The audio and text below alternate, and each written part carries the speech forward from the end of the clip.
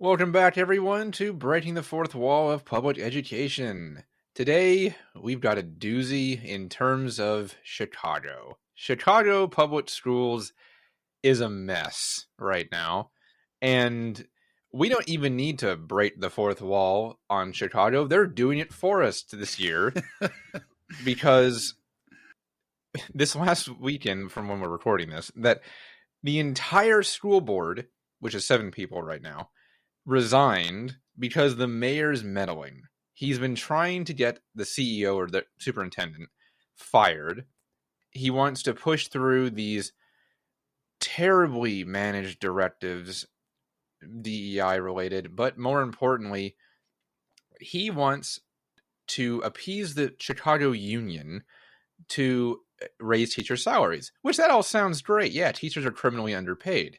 The problem is he wants them to take out a $350 million high-interest loan to pay teachers when the district is already facing a $1 billion debt and $500 million deficit for the next school year. It is the definition of financial mismanagement. Kevin, it's like going back to that COVID episode on COVID mismanagement too. Like I think like Chicago, I don't remember how much money. Well, that's part of this, but it was the part of it is that COVID funding's dried up for them. That's right, and they got a ton of money. And again, here we go, another district that mismanaged that, and now they want a $350 million loan to pay teachers. And I want everyone to realize how much we support teachers, and Absolutely. we think this is insane.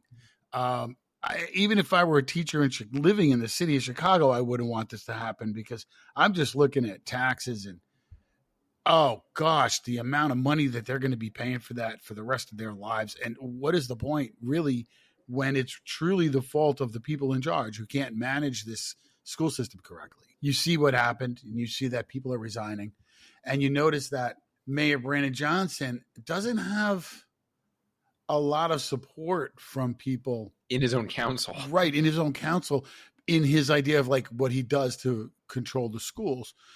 So now, Kevin, can you explain that new school board system that they're doing? I believe they changed some rules because of this. Now there's something that they're going to happen. Yeah, so basically across the country, there are different school board organizations. Like here where I live, it's only elected. The mayor has nothing to do with it. But I know here in New York, in Chicago, and a lot of the really, really big cities, the mayor tends to appoint them. But this election that's changing in Chicago, it's going up from 7 appointed people by the mayor to 21. 10 of them voted on by everyday people, and 11, including the board president, appointed by the mayor. Which, when I was talking with David about this before we started, because I was just scratching my head. I'm going, look, I like the idea that they're starting to transition a bit away from letting the mayor have complete control over everything about that. But 21 people? I'm like, what is this, blackjack? School boards need at most, even in a huge, 12, massive district like Chicago or New York or Atlanta, you need what, like 8, 9 at the most, and that's pushing saying it. 12 because I live It's in too New many. York. It's too many voices. You'll never get anything done. And then on top of that, you're still giving the mayor control because they have 11 to 10. It's like the U.S. Senate. And that was the point I was trying to make. So the mayor still gets to stack the deck against those other 10 people. So he gets the swing vote because he gets to put in, who's the guy, the administrator that's in charge of this, I suppose. The CEO. They call them CEO, the superintendent. His name is Pedro Martinez. So wait a minute. They call the superintendent of a school district a CEO? Yes, they do. Laugh my ass off. That's the funniest shit I've ever heard in my life. Dude, and if people listening don't understand why that's so funny, teachers now, I'm sure, are laughing. They get the idea how fucking pathetic and people say that.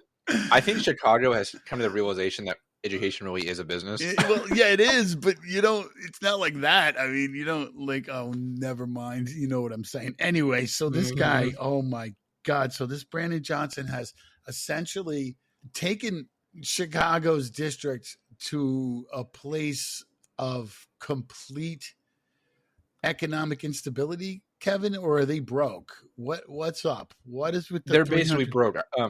I said earlier 1 billion, but they have 7 billion in debt Ooh. actually.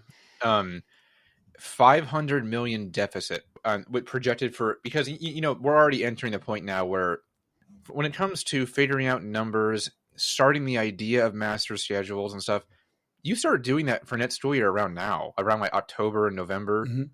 You start figuring out your next year schedule in October or November of the previous year.